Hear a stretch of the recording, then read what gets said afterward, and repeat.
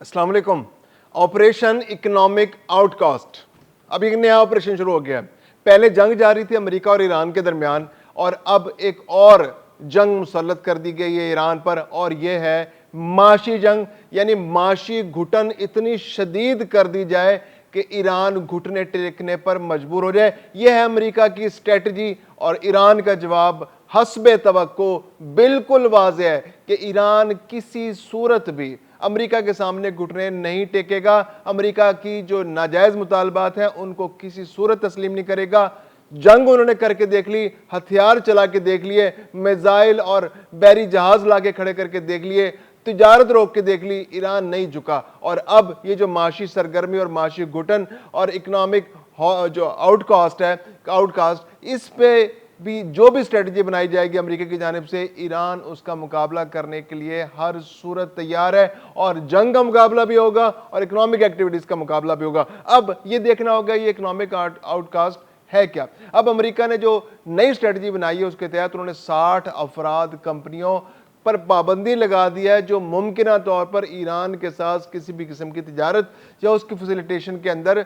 सहूलतकारी करते रहे। यानी ईरान अब दुनिया में जो अहम तरीन ममालिक हैं उनके साथ तिजारत करने में उसको इंतहाई शदीद दुश्वारी का सामना करना पड़ेगा। जो ज़रूरियात ज़िंदगी वो दुनिया भर से ख़रीद रहा था, जो तिजारत वो कर रहा था, जो इकनॉमिक जो एक्टिविटी वो कर रहा था, जो तेल और गैर तेल की मसनूआत की बरामदात वो कर रहा था, वो तमाम कंपनियां जो ईरान के साथ तिजारत कर रही थी, वो तमाम अफराद जो ईरान के साथ तिजारत कर रहे थे, वो बड़ी शख्सियात, वो बड़े ममालिक, अब उन पर अमेरिका की जानिब से पाबंदियां आयद कर दी गई हैं कि वो अब ईरान के साथ तिजारत नहीं कर सकते। वो स्क्रूटनी के तहत रहेंगे, उन पर पाबंदियां हैं, और वो पाबंदियां जब तक बरकरार रहेंगी जब तक कि ईरान के साथ उनकी तिजारत कायम रहती है। पहले वो श्योरिटी देंगे कि वो ईरान के साथ तिजारत नहीं कर रहे, तो फिर इन कंपनियों पर से पाबंदियां हटा दी जाएंगी। अब जो डोनाल्ड ट्रंप हैं उन्होंने इससे एक कदम बढ़कर भी आगे बढ़े हैं। उनके बारे में इतलात दिए हैं कि उन्होंने दुनिया के जो आलमी लीडर्स हैं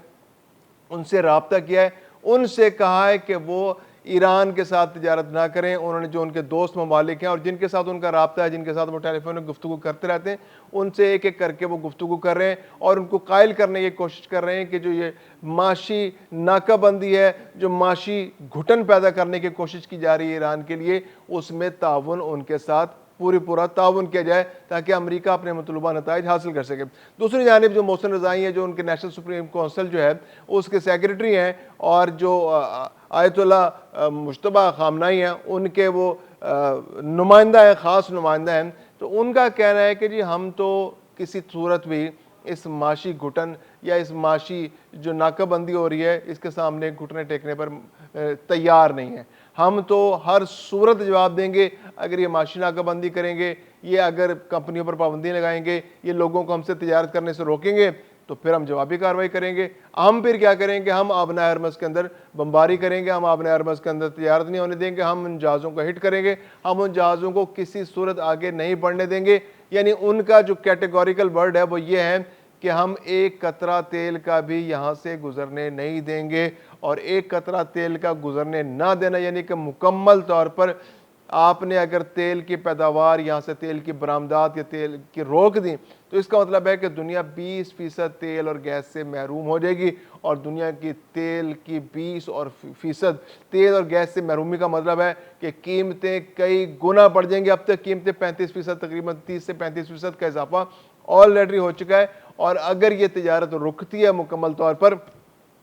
तो उसके बाद तो फिर दुनिया भर में एक शदीद तरीन बहरान आ जाएगा। अच्छा, अमेरिका ऑलरेडी इससे मुतासर हो रहा है। अब अमेरिका के पास कोई समझ नहीं आ रही, कोई स्ट्रेटजी उनकी नहीं है, उनके पास कोई हिकमत अमली नहीं बन रही, क्योंकि जंग उन्होंने करके देख ली, जंग के अंदर बेताशा अखराजात उनके हो गए। उनकी जो स्टैंडिंग कमेटियां वो उनके गिरबान पकड़ रही हैं, और सदर के और हुकूमत के कि भाई आप ये क्या कर रहे हैं, आपने किस तरह से इसको प्लान किया था, आपके तो मिसाइल ख़त्म हो रहे हैं, आपके पास जो जदीद असला था वो ख़त्म होता जा रहा है, और इस जंग के बाद तो आप बिल्कुल कमज़ोर होकर रह गए। अब दोबारा से आपको उस हालत में आने के लिए कई साल लग जाएंगे, वो पैदावार को दोबारा से उस सतह पर लाने के लिए। तो अब आपके पास क्या स्ट्रेटजी है, अब आप माशी नाकाबंदी करें। आप माशी नाकाबंदी करेंगे तो तेल की पैदावार रुक जाएगी, तेल की बरामदात रुक जाएंगी, तेल की बरामदात रुकेंगी तो फिर अमेरिका में आवाम के ऊपर प्रेशर आएगा। तो अमेरिका के लिए खुद बहुत ज़्यादा ये सेंसिटिव सिचुएशन हो गई है। अमेरिका जल्दबाजी का शिकार है। अमेरिका चाह रहा है कि जल्द अज जल्द ये मामला हल हो,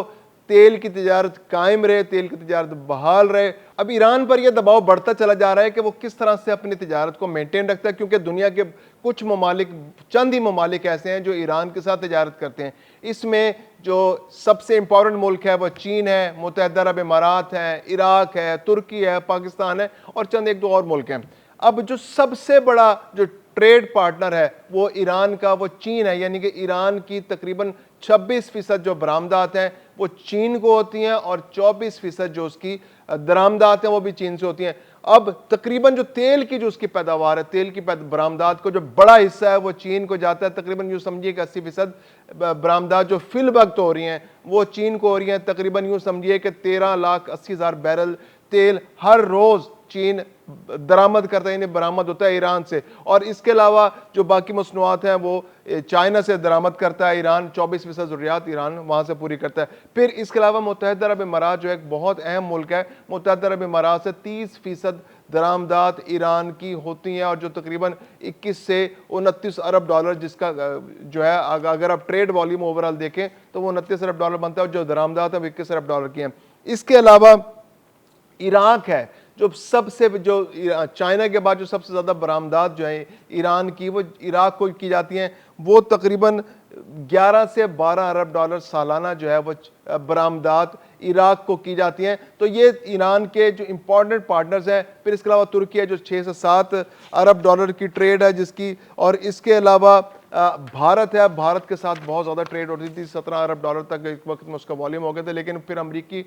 دباؤ کی وجہ سے بھارت پیچھے ہٹ گیا اور بھارت اس طرح سے آگے نہیں بڑھا۔ پھر اس کے علاوہ روس ہے، اس کی بہت امپورٹنٹ پارٹنر ہے، وہ اسلحے کی برآمدات جو ہوتی ہیں، اسلحہ فراہم کرتا ہے وہ ایران کو، اور اس کے علاوہ ٹیکنیکل اسسٹنس اس کو دیتا ہے،